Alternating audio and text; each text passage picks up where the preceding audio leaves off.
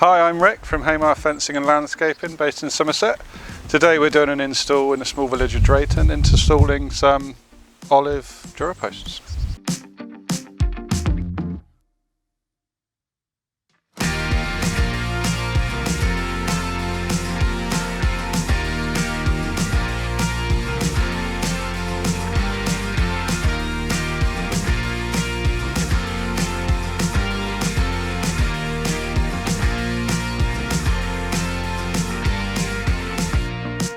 So we chose DuraPost on this job, firstly because of the durability of it. The original fence, as you can see in the rest of the property, was installed with wooden posts, which just doesn't last as long as it should. So I showed them how DuraPost works and they loved the idea.